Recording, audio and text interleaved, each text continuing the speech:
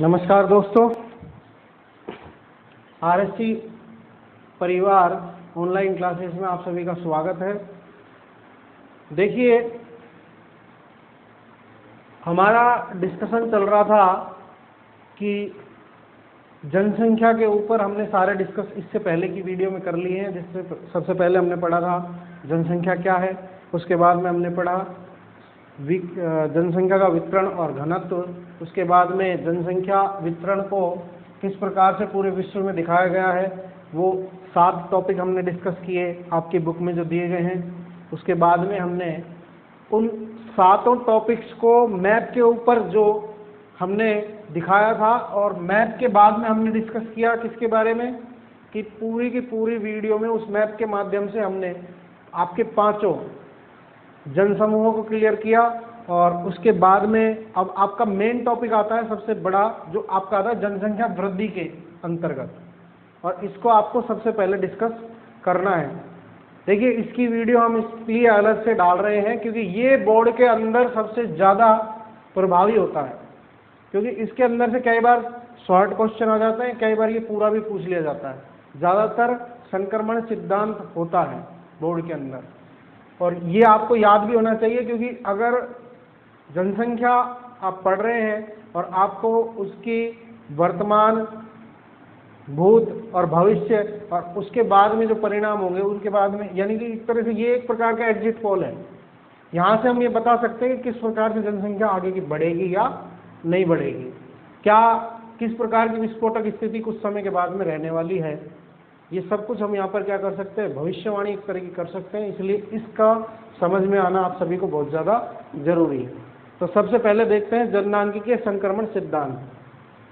देखिए, ये है क्या, तो इसको मात्र हम ये कह सकते हैं कि एक जनसंख्या के अशिक्षित परिवेश से शिक्षित परिवेश तक, अशिक्षित अवस्था से जब वो शिक्षित अवस्था तक पहुंचती है, तो उसके मध्य के जो सिम्टम्स होते हैं, जो मध्य का जो सेक्टर होता है, उसको अपन बोलते हैं संक्रमण।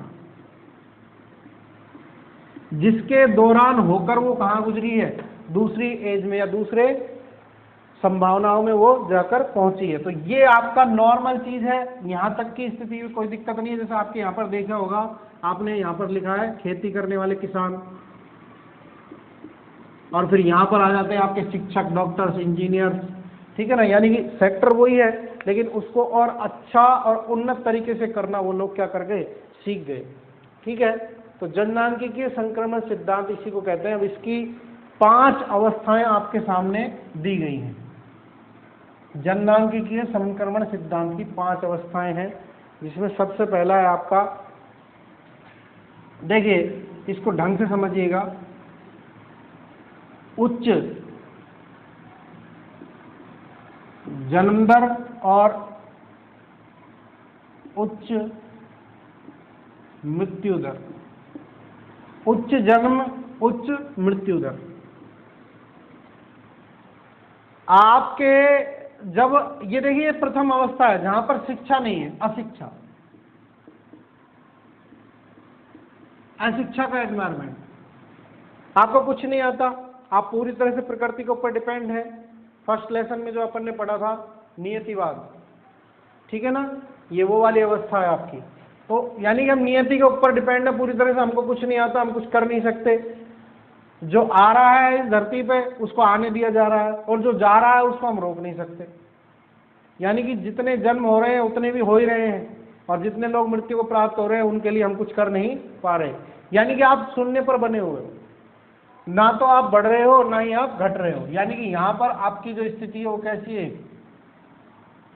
ब्लर लाइन, यानी कि एक सीधी अवस्था में आप चल रहे हो।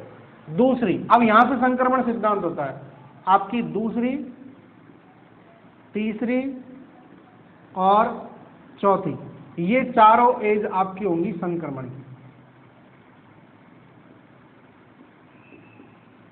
देखिए, उच्च जन्म दर,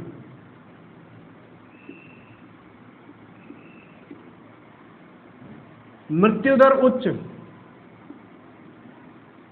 उच्च मृत्यु पर कम, ऊपर के जैसा ही है, लेकिन यहां पर आपने मृत्यु दर पर थोड़ा क्या लगा दिया, अंकुश। कारण है यहां पर आपने कोई बहुत बड़ा आविष्कार नहीं कर लिया है।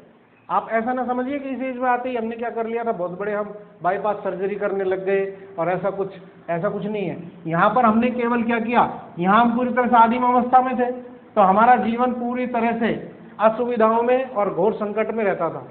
लेकिन जैसे जैसे हमने खेती बाड़ी करना शुरू कर दिया, कृषक बने, हम कृषि शुरू की, उसके बाद में हमें एक फैसिलिटी टाइप जीवन जीने लग गए, हम सुविधा मिली, और उस सुविधा के कारण हमारे जीवन पर जो प्रतिकूल प्रभाव पड़ते थे उनमें क्या आ गई, कमी, जिसके कारण अब हमारी मृत्यु कम होने लगी, हो रही है लेकिन थोड़ी कम। तो यहां पर आप थोड़े क्या होंगे, प्लस होंगे, एक प्लस का निशान लगाया इधर। यहां देखिए अब तीसरी अवस्था में उच्च जन्म दर,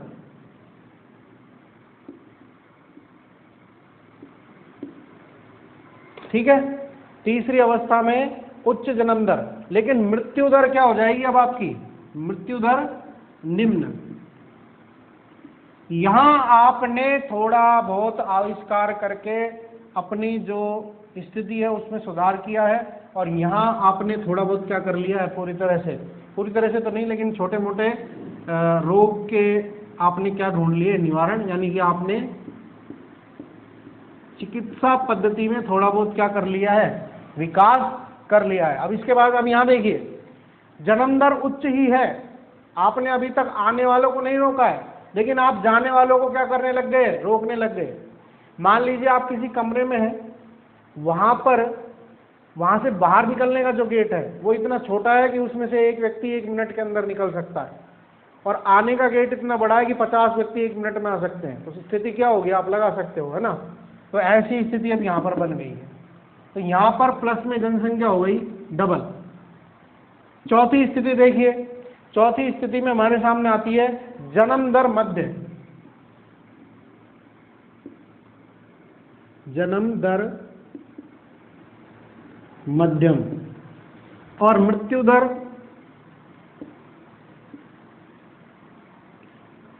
क्या हो गई, निम्न।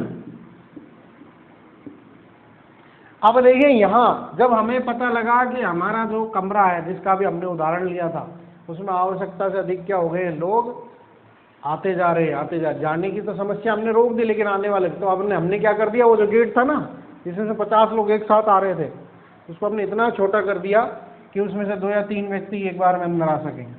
तो अब क्या हो गया, थोड़ा सा मेंटेन हुआ। तो यहां पर हमने जन्म दर पर भी काम करना शुरू कर दिया। तो यहां हमने लगाया परिवार नियोजन,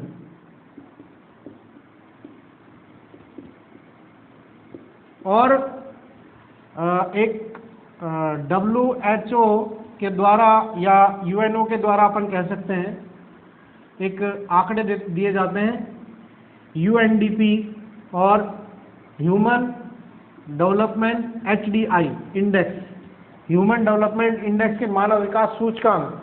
तो उसमें जब हमने उसमें देखा कि किस प्रकार से हम अपने जीवन स्तर को ऊंचा उठा सकते हैं, तो हमने देखा हमें कहाँ काम करना चाहिए, जन्म दर के ऊपर। तो हमने अपनी जन्म दर को क्या कर दिया, मध्यम कर दिया, और मृत्यु दर भी क्या हो गई, निम्न। तो औसत सी स्थिति बनी, यानी कि फिर स्थिति क्या हो गई, यही।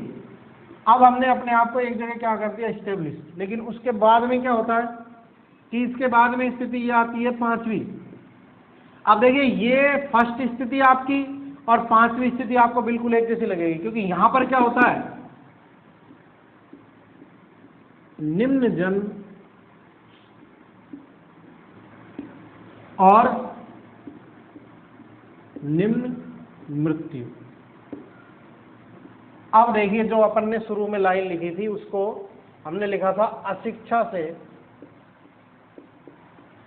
शिक्षा की ओर, किस ओर।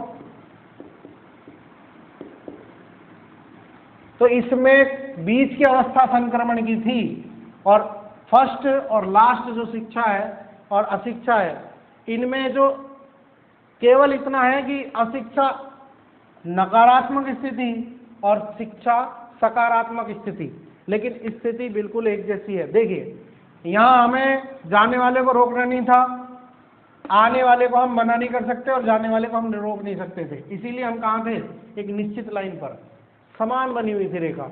लेकिन वहां हमारा कोई हस्तक्षेप नहीं था, वह पूरा का पूरा हस्तक्षेप किसका था, प्रकृति का। पांचवी स्थिति में देखिए पूरा का पूरा हस्तक्षेप हमारा हो गया, प्रकृति का नहीं है। देखिए हमने जन्म दर क्या कर दी, कम कर दी अपनी, यानी हमने हमारे ऊपर कंट्रोल किया है, और मरने वालों को हम क्या कर रहे हैं, रोक रहे हैं। यानी कि अब यहाँ पूरी तरह से हम प्रकृति के साथ में क्या कर रहे हैं, खिलवाड़, इस तरह की स्थिति आ गई है। ठीक है, ना तो हम जन्म लेने दे रहे हैं और ना ही जो व्यक्ति आ चुके हैं उनको हम जाने नहीं दे रहे हैं। तो यहाँ पर एक अलग स्थिति, यानी कि अब यहाँ पर प्रकृति अपना काम नहीं कर रही है, यहाँ पर प्रकृति के विरुद्ध होकर मानव अपना काम कर रहा है। यहाँ हमने शिक्षा प्राप्त करके दूसरे तरह का प्रोसेस बना लिया, तो यहाँ हम सकारात्मक है, लेकिन स्थिति वही आ गई, क्या, एक सीधी लाइन, ना तो हम बढ़ रहे हैं और ना ही घट रहे हैं। ऐसी स्थिति निम्न जन्म दर और निम्न मृत्यु दर ये ज्यादातर देखने को मिलती है विकसित राष्ट्रों के अंदर, जहां पर ज्यादातर जनसंख्या ओल्ड होती है, वृद्ध जनसंख्या ज्यादा पाई जाती है, वृद्ध जनसंख्या ज्यादा पाई जाती है यहाँ पर। ठीक है, और यहाँ के लोग ज्यादातर फोर्थ सेक्टर या फिफ्थ सेक्टर के अंदर जो व्यवसाय होते हैं उनमें काम करते हैं। भारत आता है भाई तीसरे सेक्टर में, भारत चीन एशिया के दोनों देश जिनकी जनसंख्या सबसे ज्यादा है। क्यों, जन्म दर तो हमारी अच्छी खासी है, लेकिन मरने हम देते नहीं है किसी को, तो इसलिए हम डबल प्लस में हैं। ठीक है, दिन दुगनी और रात चौगनी तरक्की करते हैं।